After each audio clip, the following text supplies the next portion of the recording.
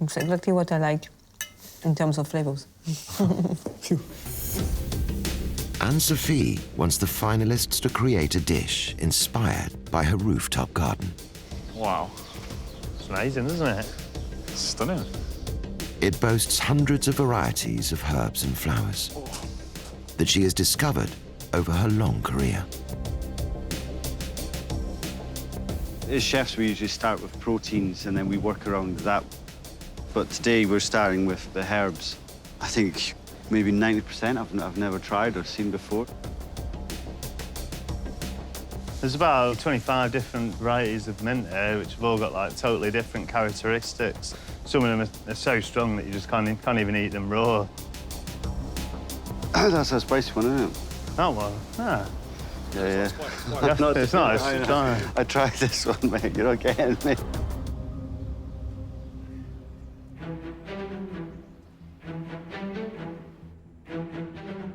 As well as the herbs, the finalists have a larder of some of Anne Sophie's favourite ingredients and aromats. I love the range of seaweeds. I was hoping for a bit of seaweed, so I came down and there's 6 varieties here. I think this is the first.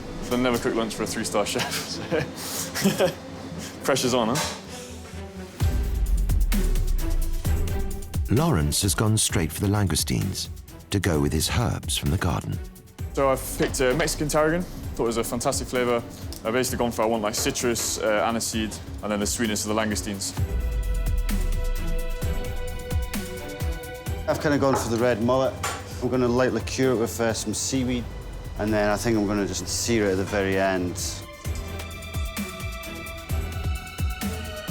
I poached the oysters in a milk which is infused with batat berries and cock mint. It's quite sort of aromatic, punchy, which is just going to sit really well with the oyster, hopefully give it that subtle background flavours that Anne Sophie's looking for. What is important now is to see how they will adapt themselves to what they have seen this morning. I hope to get some emotion, to be surprised. To accompany the langoustines, Lawrence is making a milk foam, infused with Mexican tarragon and anise hyssop. So this is inspired by the foam that went with the dessert. I just change the flavour profile of it to go with my langoustines. Yes, that's really good.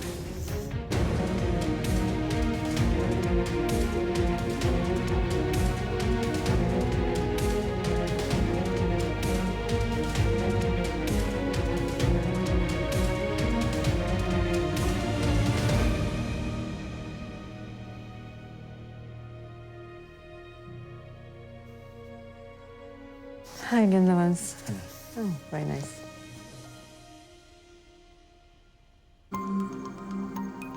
Lawrence has served glazed langoustines with baby carrots and cucumbers, garnished with lovage, sage, and marigolds, a grapefruit vinaigrette, and a Mexican tarragon and anise hyssop foam. It's exactly what I like in terms of flavors. It's really well done in terms of aromatic. I like the taste of Mexican tarragon.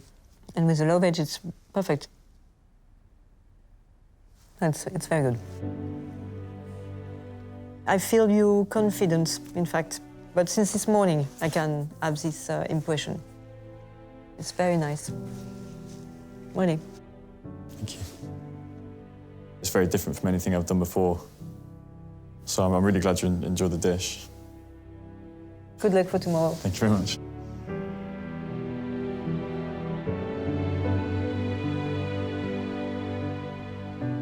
I feel very tranquil. Kind of a strange calmness. I still can't believe it's just happened.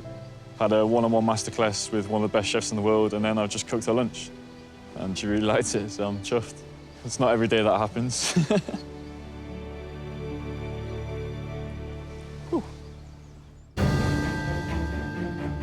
Back in the kitchen, Dean is preparing an aromatic pickle for his mushroom garnish. This is a Madagascan pepper. It's really fragrant and really nice. And then a jasmine tea. So I think I'm going to incorporate a bit of tea into my pickle. It's really nice. I think it's going to be delicious with the fish.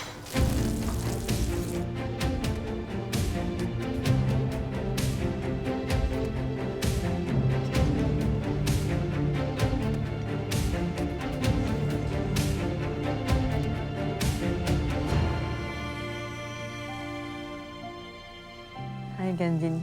Hi.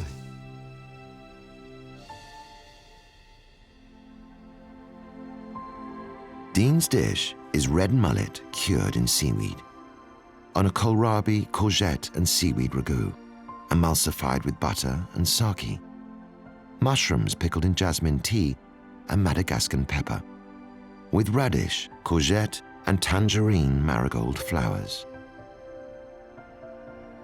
So I can smell the acidity in the dish already.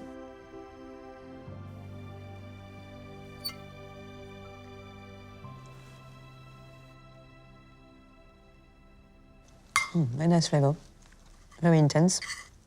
I like the ragu on the bottom. I love red mullet, so I think it's very clever to have this kind of umami flavor because you had some sake. The only point is perhaps it's so concentrate, perhaps to relax it down. Be careful not to be too high in intensity in flavors, but that's the only point. So be proud of your dish, really.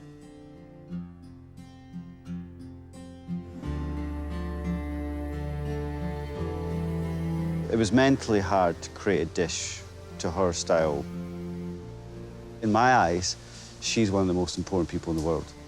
So to get feedback like that from a chef of her caliber, what an experience.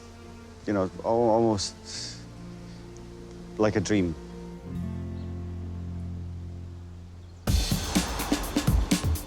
Last up is Ollie. To accompany his poached oysters, he's making an infused foam. It's got a bit of beer going on.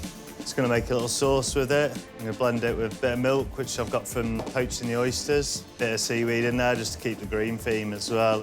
Yeah, beer and oysters is a classic combo. Can't remember the last time I cooked for a 3 Michelin star chef, and it's probably because it's never happened.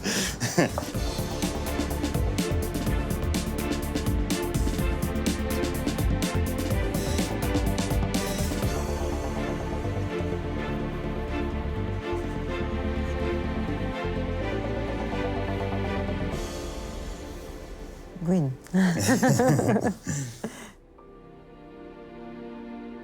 Ollie's dish is oysters poached in milk infused with cock mint and citrus-flavored berries, pickled vegetables, green tomatoes, a salsa verde, and a beer and seaweed foam. It smells very good.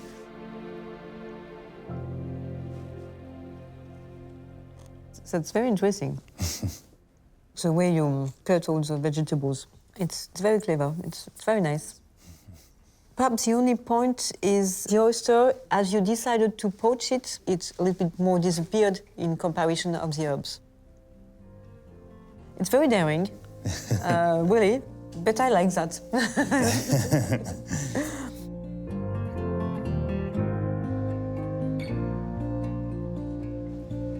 It was a hard challenge, but we got some really great feedback. And yeah, I'm absolutely buzzing about it.